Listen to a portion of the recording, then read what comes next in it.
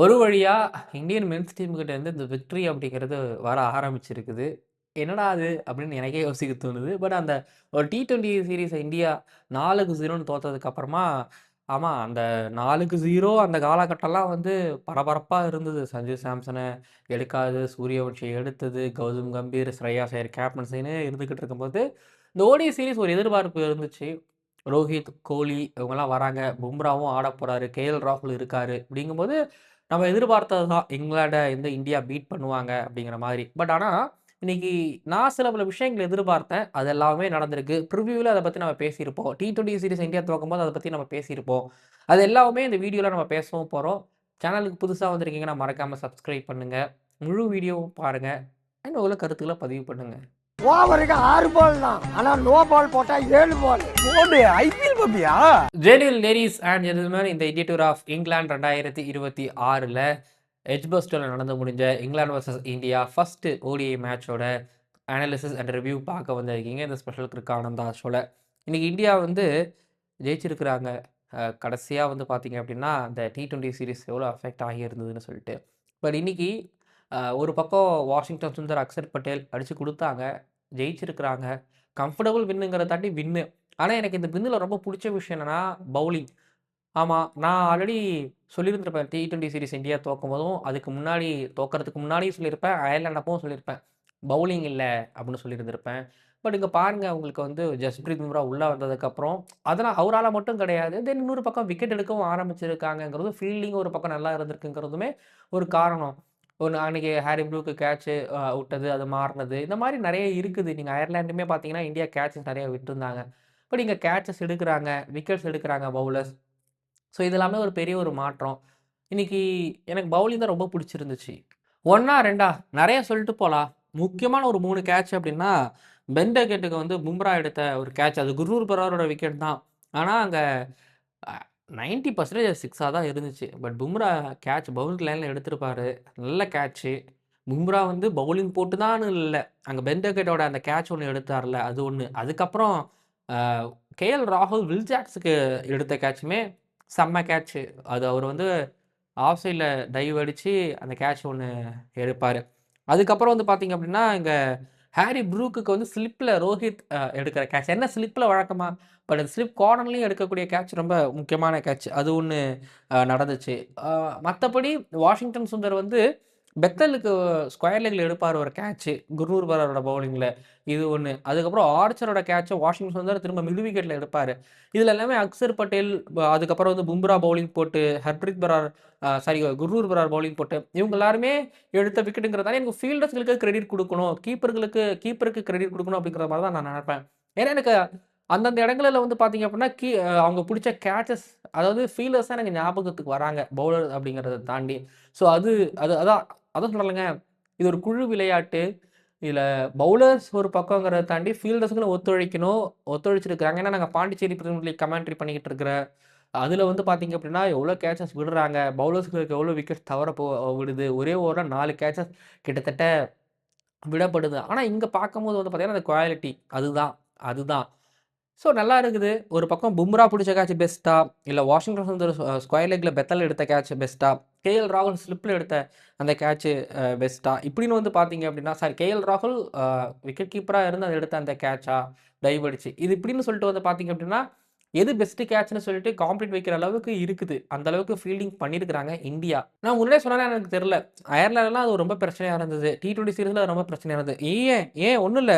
துபே வந்து ரூட்டுக்கு catch இயர்லியா drop பண்ணுவாரு.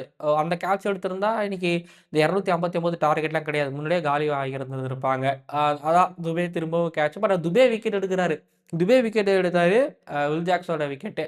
அதுக்கு KL ராகுல் முழுக்க முழுக்க ஒரு காரணம். அது கூட நம்ம சொல்லிக்கலாம். இது ஒரு பக்கம். திரும்ப பேட்டிங் பக்கம் இந்தியாவுக்கு நான் வரேன். இதுல வந்து பார்த்தீங்கன்னா, கில்லும், ரோஹித்தும் இருந்துச்சு. ஓகேங்களா? ஆனா ரோஹித் இயர்லியா அவுட் ஆனதும் அண்ட் ஒரு செம்ம யார்க்கர் ஒண்ணு ஆர்ச்சர் கோலிக்கு ஒண்ணு போட்டு ஒரு LBW அதுவும் அண்ட் ரோஹித் அவுட் ஆனதும் யூசுவலா இப்படிதான் அவுட் ஆவாரு. நல்லா இருக்கும். ஆனா தூக்கி அடிச்சு அவுட் ஆயிட்டு போவாரு. இந்த மாரி தான். ஸோ இவங்க 2 பேரும் இன்னைக்கு அவுட் ஆனாங்க. இதுவே ஸ்கோர் ஒரு 360, 300 இல்ல 320, 130 இருக்கும்போது அங்க 2 பேரும் அவுட் ஆயிட்டாங்கன்னா, ஆ ஸோ ரோஹித் புரியுது. கில், ரோஹித் ரோல் பிரிக்கப்பட்டு இருக்கும். இருந்தாலும் ரோஹித் மாரியான கோலி மாரியான ஒரு சீனியர் பேட்டர் கிட்ட இருந்து 2 பேருமே சேர்ந்து ஒரு 150 ரன்கள் அடிச்சாங்கன்னா தான் டீமுக்கு அது ரொம்ப நல்லது. இன்னைக்கு கில்லு ரிட்டயர்ட் ஹர்ட் ஆயிட்டு போனாரு. அதுக்கப்புறம் உடனே ஸ்ரேயாஸ் ஐயர் அவுட் ஆயிட்டு போனாரு. இந்த மேட்ச் எங்க போயிருமோன்னு நினைக்கும்போது அங்க அக்சர் பட்டேலும் இன்னொரு பக்கம் வாஷிங்டன் சுந்தரும் அடிச்சாங்க. ஈவன் நீங்க கேஎல் ராகுலோட விக்கெட் விழுந்ததுக்கு அப்புறமா உங்களுக்கு எந்த அளவுக்கு நம்பிக்கை இருந்ததுன்னு எனக்கு தெரியல. ஆனா இன்னைக்கு பவுலிங் அளவுக்கு எனக்கு பேட்டிங் மேல எனக்கு அவ்வளவா நல்லா இருந்த மாரி எனக்கு தெரியல. ஈவன் கில்லு வந்து ஒரு ரிட்டயர்ட் ஹர்ட் ஆகாம இருந்திருந்தா இன்னைக்கு அதாவது ஒரு 7 விக்கெட் 8 விக்கெட் 7 விக்கெட் வித்தியாசத்துல ஜெயிக்க வேண்டிய ஒரு போட்டி இவ்வளோ தூரம் போயிருக்கான்னு நினைக்கிறேன். ஷார்ட் மேக்கிங் அவருக்கு இங்கிலாந்துல மீன டபுள் 100 அடிச்சது, 100 அடிச்சது, அவ்வளோ ரன்கள் அடிச்சிருக்கிறாருல. இந்த கண்டிஷன்ஸ் அவருக்கு தெரிஞ்சிருக்கு, புரிஞ்சிருக்கு. அது மாதிரி சி கில்லு தான். அதில் டவுட்டே கிடையாது. இன்னைக்கு 80ல நீங்க 100 அடிச்சிருந்துருக்கணும். கில்லுக்கிட்ட அது மிஸ் ஆயிருக்கு. ஆப்கானிஸ்தான் அடிச்சாரு. இங்க பாருங்க திரும்ப இங்கிலாந்து வந்து ஒரு 80 ரிட்டயர்ட் ஹர்ட் பெருசா இல்ல அவருக்கு அந்த பேக் ஸ்காம் அடிக்கடி வந்துகிட்டு இருக்குது. அது எதுவும் பெருசா ஆகிடக்கூடாதுங்கிறது ஒரு பக்கம். ஆர்ச்சர் கோலிக்கு போட்ட பால் செம்ம பால் தான். அதுல அந்த டவுட்டே கிடையாது. அண்ட் இன்னொரு பக்கம் ரோஹித்தோட விக்கெட்டும் இது யூசுவல் ரோஹித் விக்கெட்டு. ஸ்ரேயாஸ் ஐயரோட அந்த ரன் அவுட்டு அதுவும் கொஞ்சம் வருத்தத்தை குடுக்குது தான். ஆனா பின்னாடி ஒரு அக்சர் பட்டேல் ஏன் அக்சர் பட்டேல் ஒரு ஒயிட் பால் கிரிக்கெட்ல ஒரு பெர்மனன்ட் ஆல்ரவுண்டரா இருக்கணும்னு சொல்றாங்கிறது மாரி திரும்ப ஒரு பவுலிங், திரும்ப ஒரு பேட்டிங். ஆமா, ஆர்ச்சர் ஒரு விக்கெட் எடுக்கல, பின்னாடி விக்கெட் எடுக்கல, அந்த 4 விக்கெட் எடுக்கலனாலும் வந்து பார்த்தீங்க அப்படின்னா, இன்னும் ஒரு 20, 30 நபர் எக்ஸ்ட்ராவா போயிருந்ததுக்கு கூட வாய்ப்பு இருக்குது. ஒண்ணு பண்ணி குடுத்தாரு. திரும்ப பேட்டிங்ல எடுத்துக்கிட்டீங்க அப்படின்னா, நின்னு ஆடி குடுத்தாரு. வாஷி ஆடுறாரு. ஆனா கேஎல் ராகுலுக்கு முன்னாடி ஆடி வச்சிருக்கணுமான்னு கேட்டீங்கன்னா, எனக்கு பெருசா உடன்பாடு கிடையாதுன்னு தான் நான் சொல்லுவேன். கேஎல் ராகுல் அந்த பொசிஷன்ல நல்லா தானே விளையாடிட்டு இருக்காரு. ஏன் ஒருவேளை ஹர்திக் பாண்டியா அந்த பொசிஷன்ல வருவாரு. கேஎல் ராகுல் அந்த பழைய பொசிஷன்ல வருவாரு. ஸோ ஹர்திக் பாண்டியா வர வ வ வரும்போது அந்த இடத்துல பாஷிய வெளியில வச்சுட்டு உள்ள ஹர்திக் அப்படின்னு யோசிக்கிறாங்களா? எனக்கு தெரியல, புரியல. ஆனா கேஎல் ராகுல அந்த அவரோட பழைய பொசிஷன்லயே ஆட வச்சிருக்கலாம்னு எனக்கு தோணுது. இப்போ திரும்பவும் கேஎல் ராகுலோட கான்ஃபிடன்ட் உடையுமோ? இப்போ டிராவிட் இருக்கும்போது அவருக்கு ஐ திங்க் நம்பர் 5 இருந்துச்சு. கம்பீர் வந்ததுக்கப்புறம் அந்த 5, 6 அது கொஞ்சம் ஒரு மாரி விளையாண்டுக்கிட்டு இருக்கிறாங்க. சாம்பியன்ஸ் ட்ரோஃபிலயுமே அது நடந்தது. அதுக்கப்புறமும் அது நடந்தது. இப்போ நடந்துகிட்டு இருக்குது. இது தெரியல 2027 ஓடிஐ வேர்ல்டு கப்புக்கு மிஷன் ஸ்டார்ட் ஆகி இப்போ போய்க்கிட்டு இருக்குது. இது நல்ல தொடக்கங்கிறது ஒரு பக்கம். ஆனா, எனக்கு திரும்பவும் சஞ்சு சாம்சன், அங்க கேஎல் ராகுல் இந்த மாரி எனக்கு ஒரு பக்கம் தோணுது. ஓகே. நன் பட் எனிவேஸ் கில்லோட கேப்டன்சி ஒரு பக்கம் பும்ராவ ஹாரி ப்ரூக் வந்தோனே எடுக்கிறாருன்னு. இத நான் சொன்னேன். இப்ப ஹாரி ப்ரூக்க ஒருவேள பும்ரா எடுக்கலன்னா ஷூரா ஒரு 100. ஷூரா 100 அந்த இடத்துல இப்படி ஒரு இப்படி ஒரு விஷயம் ஒண்ணு பண்ணணும். அத பண்ணாங்க. அதனால தான் வந்து பார்த்தீங்க அப்படின்னா, அந்த விக்கெட் அப்படிங்கிறது வந்துச்சு. ப்ரூக்கோட 50 ரன்னு, இல்ல ப்ரூக்கோட 70 ரன்னு இல்லாம. ஏன்னா ப்ரூக் இங்கிலாந்து அடிச்சு போட்டு சாத்திருவாரு. ஸோ எடுத்தாங்க. கேப்டன்ஸ்ல அந்த ஒரு பிரில்லியன்ஸ். அதுக்கப்புறம் எனக்கு லியம் தவ்சன், அது ரூட் இவங்க 2 பேரும் சேர்ந்து 121 ரன்னு. ஆ அது கொஞ்சம் ஆமாப்பா என்னப்பா இருந்துச்சு. ஆனா அவரு சும்மா சொல்லக்கூடாது. ரூட் கிளாஸ் தான். பின்னாடி அடிக்கிறது, ஸ்டெப் பண்ணி ஸ்பின்னர் அடிக்கிறது, டிரைவ் புல்லுன்னு சொல்லிட்டு 3 மேல்னு சொல்லிட்டு ரூட் தான். இன்னைக்கு டெஸ்ட்ல தான் அவர் கொஞ்சம் ஒரு மாரி நியூசிலாந்துக்கு அகேன்ஸ்டா பட் இங்க அது ஒயிட் பால்ல நல்லாவே ஆடுனாரு. அ கில் இந்த பக்கம் அப்படின்னா, அந்த பக்கம் ரூட். அப்படி இருந்துச்சு விளையாடுறத பார்க்கறதுக்கு. பட் இப்பயும் சொல்லுவேன், பவுலிங் திருப்தி அளிச்சிருக்கு. ஆனா டாவ்சன், இன்னொரு பக்கம் ரூட் அந்த பார்ட்னர்ஷிப் 100 வரைக்கும் போயிருந்திருக்க அளவுக்கு விட்டது எனக்கு கொஞ்சம் முடிச்சிருக்கலாம். நான் நினைச்சேன் 80க்கு 5 அப்படின்னு 6ன்னு இருக்கும்போது, இது 120க்குள்ள சுருட்டியிருப்பாங்களான்னு நான் நினைச்சேன்.